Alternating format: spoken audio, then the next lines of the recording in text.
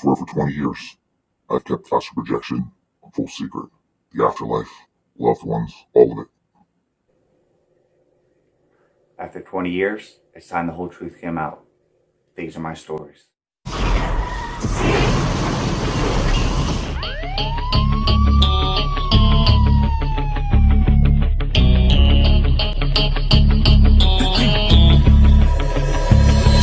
One shot on stage, what you got to play? Generic drops for days, still the people rage. Am I not insane? Can you stop and explain why these drops are so lame? Is money buying you fame? I'm fucking on, I'm killing it with this song. You haters can sing along or go back where you belong. Yeah, there's nothing wrong with giving up, moving on. Cause I took your girl to prom, she can't help but sing this song. Comes off till the lights go out, till my legs give out. Can't shut my mouth till the smoke clears out and my high progress. Welcome to the Ethereal Dojo. Get your ass in here and I'll teach you some shit. Welcome to the Ethereal Dojo, guys. Great video today. So, I got a really long email from a guy and I didn't even read all of it, but there's a lot of questions, so I want to tackle them one by one and let's just get the fuck into it. Alright, these questions are well thought out. Thank you very much. All those questions you see online, like, can you travel into a black hole, and have you ever been to heaven? Like, goofball questions. These are the type of questions, the ones I'm about to read, that you should be asking, though. So, listen up. Like I said, I haven't even read the whole thing. I read a few of them, and I was like, you know what? Fuck it. I'm just going to make a video and tackle all of them, because it's questions that a lot of people do ask. Alright. He said, I'm intrigued by the information you're posting on your YouTube channel. I have a few questions. What are your experiences with spirit guides? Why do you not care for spirit guides? And you alluded to spirit guides pulling you for work they want to get done. Can you elaborate on that? And what kind of work are they interested in? Okay, so my experience with spirit guides, I've met a few of them. I've met some of my own, some of other people's. If you listen to the video about a friend of the family, Richie Mulholland, that was, I believe, my first experience officially with a spirit guide. One that I could say for sure was. Sometimes you'll see like black entities on the astral plane. They may or may not be. I don't know. But that was my first official experience knowing 100% that it was a spirit guide. Okay. I have a lot of experience with spirit guides, both seeing them and just knowing that they're there. Because as you mentioned, I get pulled out of body a lot. My story, 2 to 3 times a month, I get pulled out of body. It's always 2 to 3 days straight in a row. Okay, it's like cyclic. I get a little bit grumpy sometimes, especially when they do that, and I just want to sleep. You know, that's where part of my anger towards them comes from. The second part of it, they do have you do tasks. At least they have me do tasks. I've heard other people say that too. They'll ask you to do things. Not that it's a lack of appreciation, but kinda. And not only that, this is the part that really gets me. Okay, anytime a spirit guide has ever had a specific task that I needed to get done, like telling someone that they're dead, or doing some type of weird training, which I'll get into later, the astral projection was vivid as fuck. You could tell that there was some type of other energy that they or some other entity was putting into it. And my frustration comes in, why can't they give that energy to us normally? Like, why do I have to be doing a task for you just so that you could give me a more vivid astral projection? That's what really frustrated me. So throughout the years, you know, I was always on friendly terms with them, but I began to see that they're not above doing things for their own selfish means. Okay, either that or they're just beyond emotion, like past the point of emotion. Telling people they're dead, that's one big one. Training in the astral, taking you places, trying to recollect memories sometimes. Sometimes I think they just want people to hang out with, honestly. Uh, One story I'm going to get into, I believe, next time was my craziest astral projection experience ever. I don't even know if there were any guides there, but it was a big dance hall full of people, and it was absolutely nuts. I emailed William Bowman about that for some clarity because it really didn't necessarily freak me out, but man, it was wild. Okay, so experiences with spirit guides, I covered that. Why do I not care for spirit guides? That's part of the answer. The other answer is they sometimes pick the most inopportune times to come knocking. I don't know if you've ever seen Pink Panther movies. Uh, Kato, his housemate or whatever, it would always be at the worst times when he would come and attack him. It's kind of like that.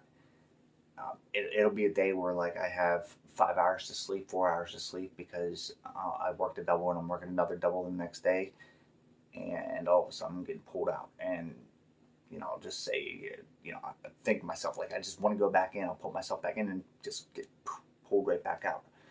And basically, either it's a tug of war for the rest of the night, or you just kind of go do what they want you to do, or at least half-ass it enough that they leave you alone. What are your experiences with spirit guides? Why do you not care for spirit guides? You alluded to spirit guides pulling you for work they want you to get done. Can you elaborate on that? What kind of work are they interested in? I told you about telling people they're dead.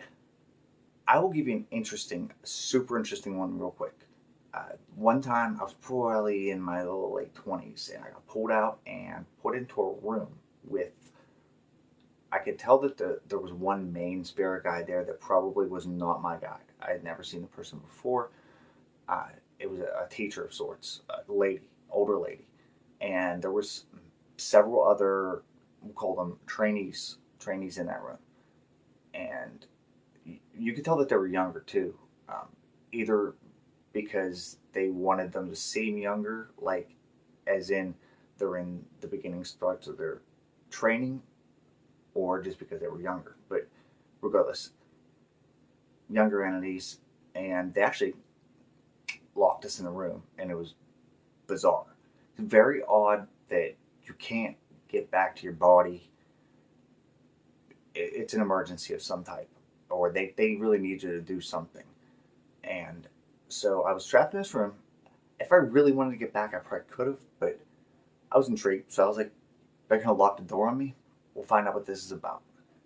And went through, it was a long one too. This is probably the longest projection I've ever had. We were doing some types of training, like moving objects astrally in the room, which that's the first time I ever did that. I knew I could do it, but I never really tried.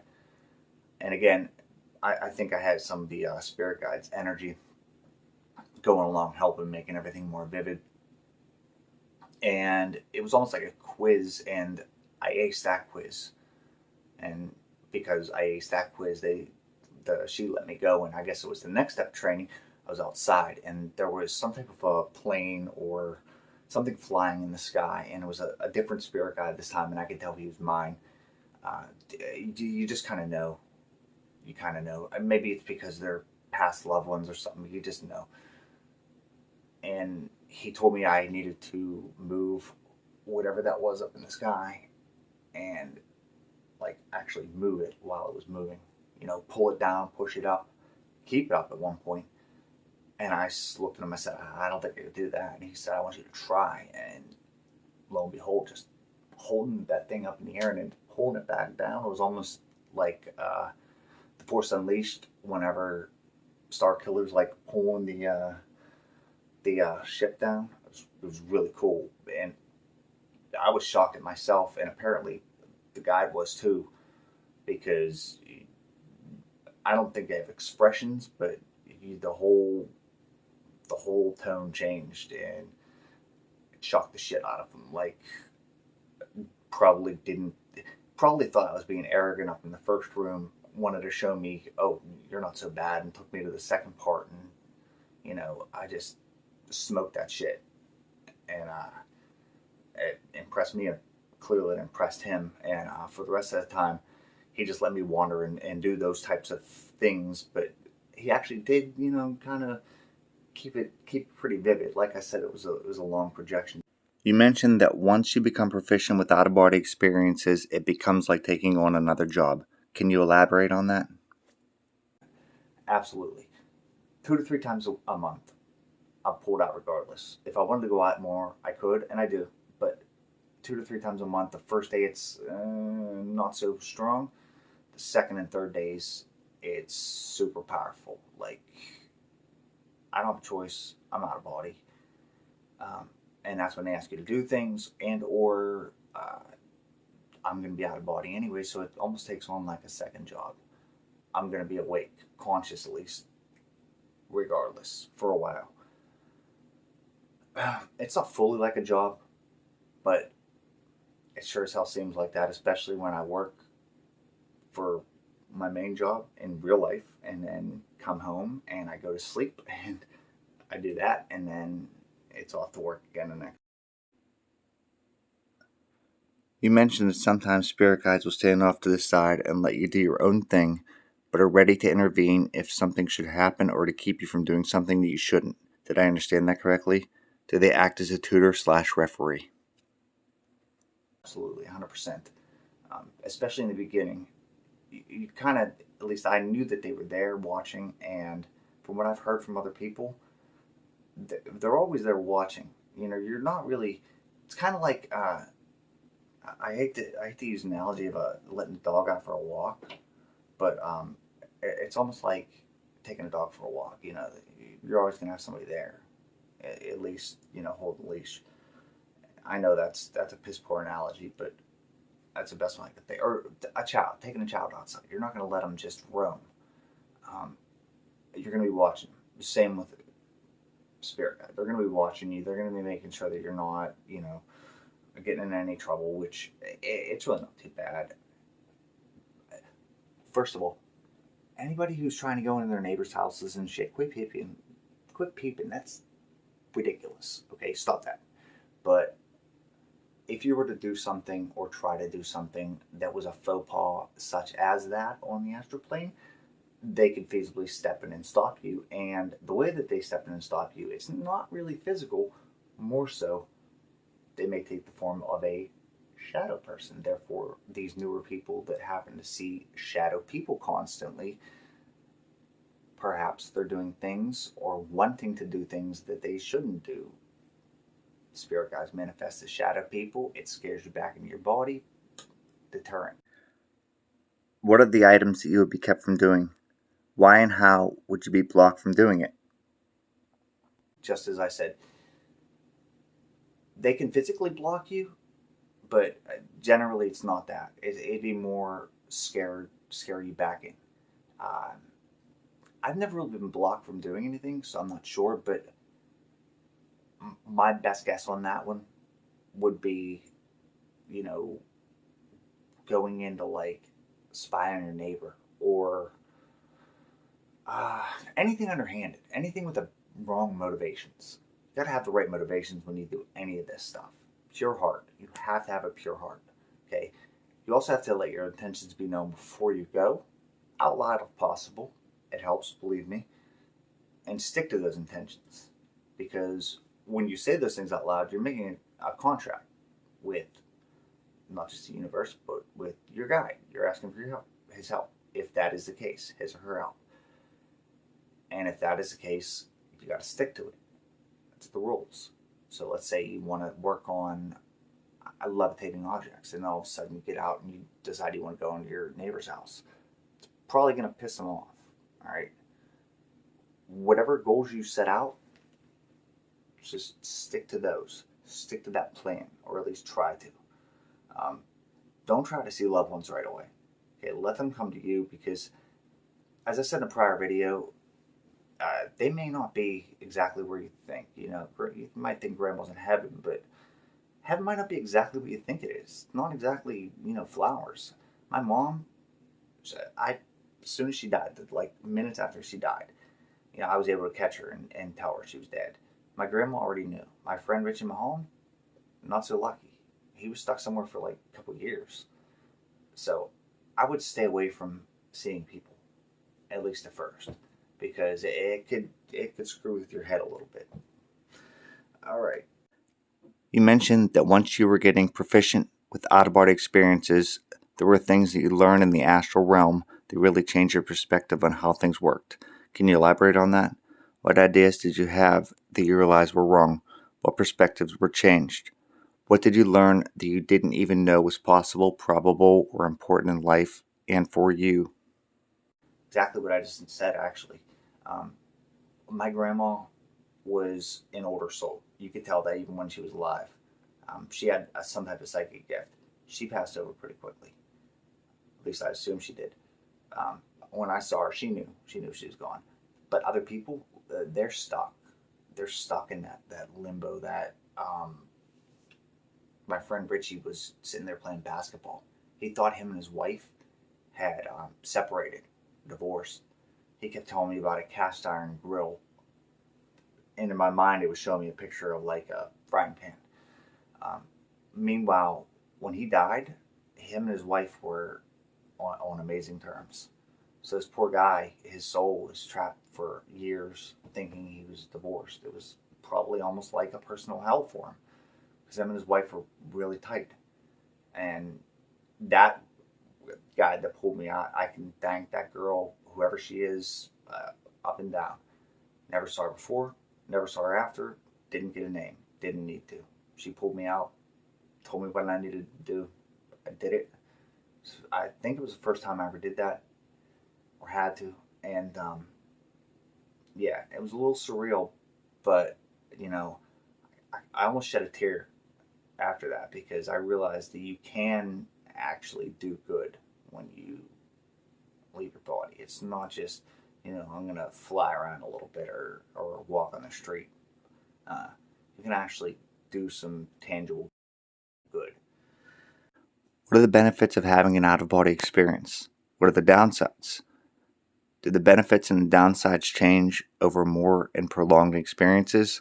Why would or should someone try to have out of body experiences? Like I said, it's a gift and a curse. Listen, when you start having them, when you open this Pandora's box, this Jack in the Box, uh, that's a light switch you can't switch back off easily. Okay, because they meaning spirit guides or entities or whatever will pull you out. As uncomfortable as that may sound, you know, I was talking to a lot of people on Discord the other day, and several of them have trouble sleeping. So do I. In fact, when I know that I'm going to be pulled out and I don't want to be pulled out, there's times when I'll just literally stay up and snort Adderall all night just because I don't want to go because I want to go on my terms, not theirs. Okay. There are other times when I understand it's necessary or I'm in a good mood or whatever that I'll go, but there's times when I just, I want to go on my terms, not theirs. I'm a bit of a rebel. You have to understand that once you get into this, like I said, your perspective on the afterlife will change. Okay, your perspective on people that have died may change. May. I still haven't seen my father. I have no idea where he is. I've asked a couple times and I just gave up. As I was like leaving the body or being dragged somewhere, that's fresh in my mind. I want to see my dad, and I have yet to see him. So maybe reincarnated. I don't know. I have no idea. Maybe I'm not supposed to see him. But astral projection, the ability to do it, will give you an entirely new perspective on life, religion. Um, I became much less religious, but much more spiritual, metaphysical, um, if that makes any sense. Organized religion around you starts to crumble, but your own beliefs take its place, and that structure is 10 times as solid because you've felt it, you've touched it, you've seen it, you've talked to people, you know this shit is real. Okay? I cannot stress this enough. You know it's real. That's a structure you can't fucking break apart. That right there is the number one reason why you should astral project or learn to, is because you'll be able to feel something tangible and know there's an afterlife. There's something after this. Something. And if you're trained, this is another big one. Actually, let me put asterisks right here. The more astrally attuned you are, the easier it is to cross over when you die, even if it's sudden, apparently. Now, obviously I don't know firsthand, but I've been told that the more you are in a metaphysical and especially astral projection, leaving your body, the easier it is to cross over and not be stuck like my friend was. Okay? So if you're going to get into it, if you're going to be, go full force and try, those are probably your two big ones. To know that there's something tangible, and when to cross over easier yourself. Everything else is just filler.